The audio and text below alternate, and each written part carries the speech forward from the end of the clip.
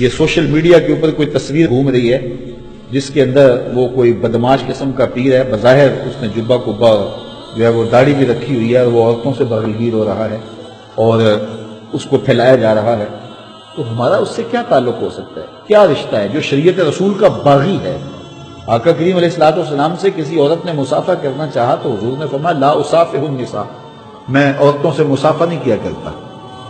تو حضور نے تو یوں ارشاد فرمایا۔ تو یہ پیر کہتا جی میری تو بیٹیوں کی جگہ پہ، بکواس کرتا ہے، جھوٹ بولتا ہے، بیٹیوں کی جگہ پہ ہیں، بیٹیاں تو نہیں ہیں۔ تو یہ شریعت اسلامیہ کا مسئلہ ہے۔ حضرت سعید بن المسیب رضی اللہ تعالیٰ عنہ جلیل القدر تابعی ہیں، آنکھوں سے نابینے تھے، 80-82 سال کی عمر میں زندگی اور موت کی کشمکش میں تھے۔ کوئی ان کا حال پوچھنے گیا، کہا سعید سناؤ کیا حال ہے؟ اللہ کا شکر ہے، شیطان جس روپ میں مرضی آئے میرا کچھ نہیں بگاڑ سکتا۔ لیکن پھر کہنے لگے ہاں اگر عورت کے روپ میں آ جائے تو یہ بڑا اس کا ڈاڈا جال ہے، یہ بڑا مشکل روپ ہے۔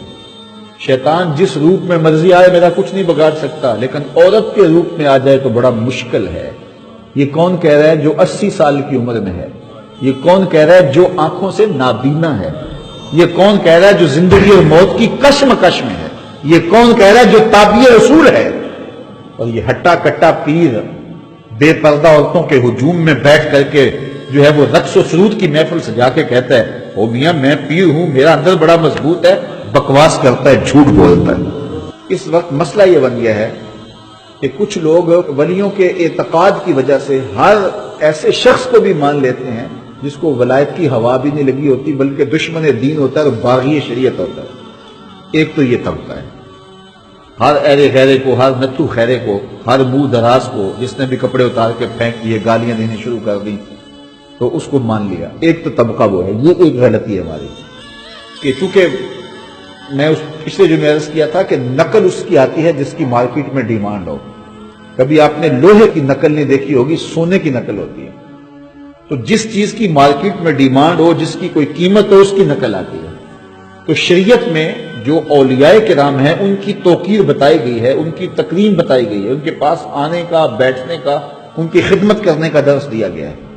تو لہذا معاشرے کے اندر جو اغراض نفس رکھنے والے لوگ ہیں وہ اس روپ کے اندر اس طرح کے جبے اور لباس پہن کے آ جاتے ہیں۔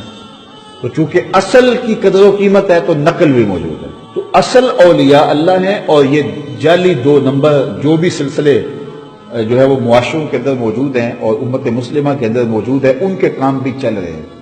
تو ہمیں آنکھیں کھول کے جینے کی ضرورت ہے کہ ہم اصل کو تلاش کریں اور 2 نمبر سے اپنے دین کو، ایمان کو، عقیدتوں کو خراب نہ کریں۔ تو ایک طبقہ تو وہ ہے کہ جو اصل کے دھوکے میں نقل کو بھی خرید رہا ہے، اور ایک طبقہ وہ ہے کہ جو نقل سے دھوکہ کھاتا ہے تو پھر اصل کا بھی انکار کر دیتا ہے۔ تو جو اصل کا انکار کر دے گا نقل کی وجہ سے تو وہ بھی محروم ہو گئے۔ تو ہمیں کھلی آنکھوں سے معاشرے کے اندر رہ کے اصل اور نقل کی پہچان کرنی پڑے گی، اس لیے کہ اولیاء اللہ کے بغیر ہمارا گزارا نہیں ہے۔ رب سے قربت ہمیں ان لوگوں کے ذریعے سے نصیب ہوتی ہے، اور بر صغیر پاک و ہند میں بالخصوص ہمارے خون میں ان بزرگوں کی محبت موجود ہے، اس لیے کہ یہاں کوئی نبی نہیں آیا جنہوں نے آ کر کے لوگوں کو پیغام دیا ہو، یہاں اولیاء آئے ہیں۔ میں اور آپ اگر اپنا نسب نامہ پڑھیں تو 7ویں 8ویں پشت میں یا کوئی سکھ آ جائے گا یا کوئی ہندو آ جائے گا۔ تو ہمارے نسب ناموں میں جو ہے وہ آخر میں یا ہندو آتا ہے یا سکھ آتا ہے، تو پھر آج ہم خیر سے مسلمان ہیں تو یہ صدقہ ہے داتا گنج بخش علی حجویری کا، یہ صدقہ ہے حضرت خواجہ معین الدین چشتی اجمیری کا، یہ صدقہ ہے شیخ احمد مجدد الفسانی کا، یہ صدقہ ہے حضرت بابا فرید گنج شکر رحمۃ اللہ تعالی علیہ کا۔ تو ہمارے آباء و اجداد کو جو اسلام ملا ہے وہ ان بزرگوں کی وجہ سے ملا ہے، اس لیے جو وفادار خون ہوگا وہ کبھی بھی ان بزرگوں کا باغی نہیں ہوگا۔ لیکن جو بغاوت پھیل گئی ہمارے معاشرے میں اور بزرگوں کے بارے میں بات کچھ لوگ ڈٹائی سے کر بھی دیتے ہیں، تو اس کی وجہ یہ ہے کہ 2 نمبر اور جعلی مال موجود ہے، اور لوگ ان کو دیکھ کے سمجھتے ہیں شاید پرانے بزرگ بھی ایسے ہی ہوں گے، یا یہ کوئی شریعت کے متوازی کوئی دین ہے، ایسا نہیں ہے۔